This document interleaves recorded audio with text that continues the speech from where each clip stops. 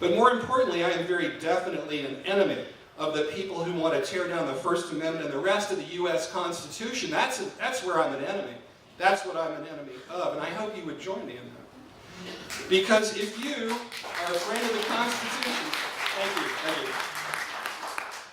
If you are a friend of the Constitution, as I believe the vast majority of Americans are, the press is not your enemy. It is the Constitution's best friend. It is supposed to be your public servant and your watchdog. If your newspaper or TV or website doesn't do what you think it should, let them know. Cite the SPJ Code of Ethics. You've even got ammunition now, right? And they should be responsive. Or better yet, start an alternative that meets your principles and helps those things move forward.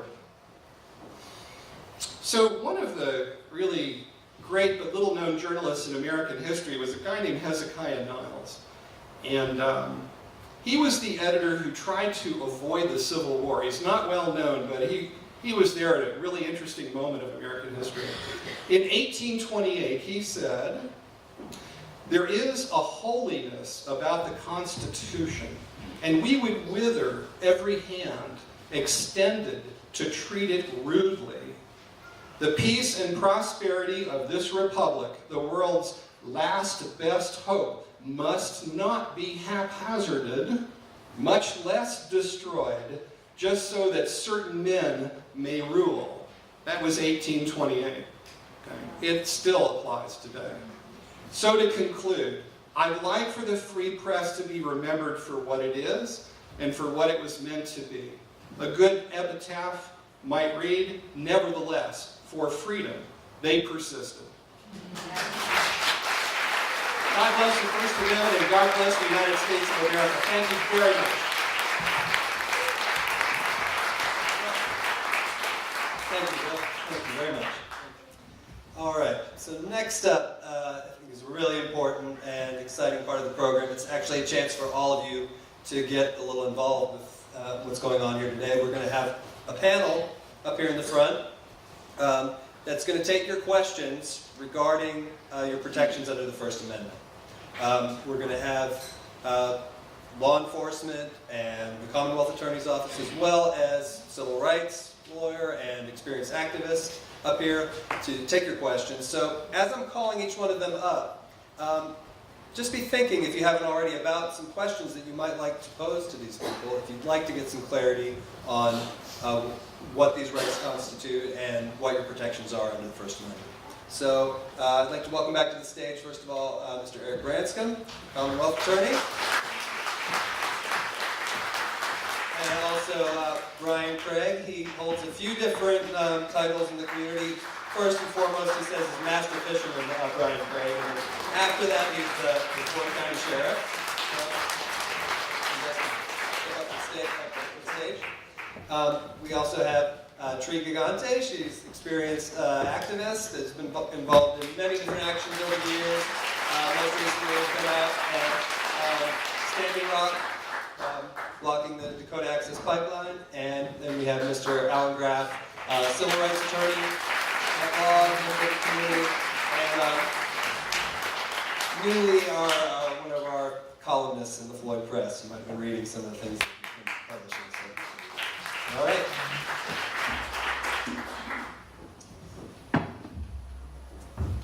So just to get things started, hopefully we'll have many questions from the audience.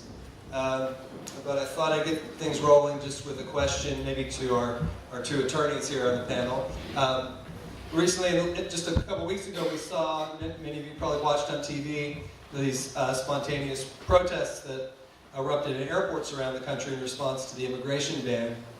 And, people, it wasn't a planned thing, but thousands of people came out to the airports, and I believe many people supported this, but I did hear criticism from some sectors where people felt that people who were traveling were being obstructed and blocked from getting where they needed to go. This wasn't the right way to protest.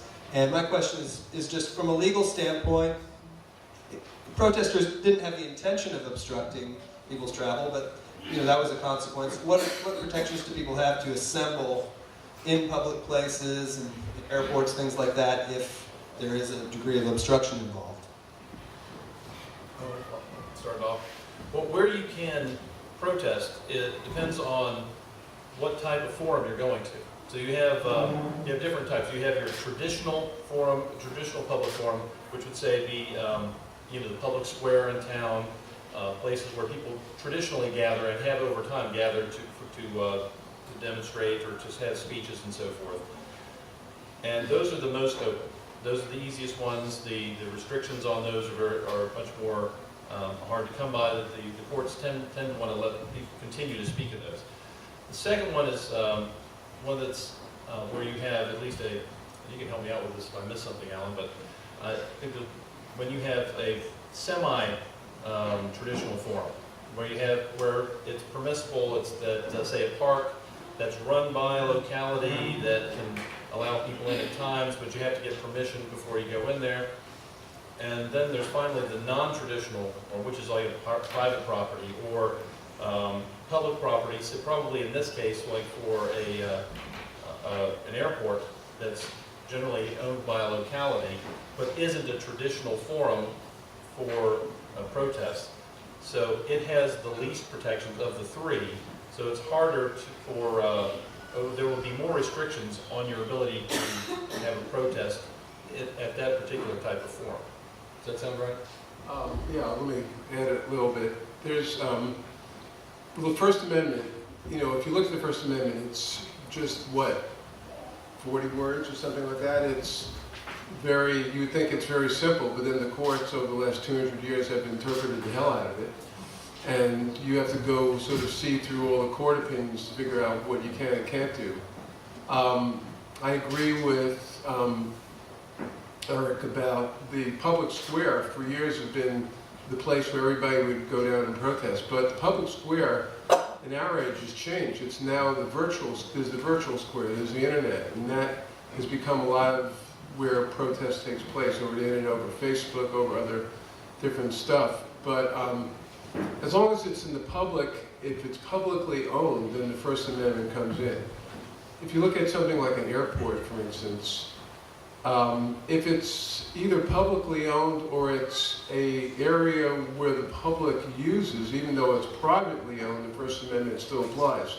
For instance, there's been cases, some people have been arrested on malls for protesting, or exercising, promoting certain religion. I think Hare Krishnas have gotten arrested out in airports.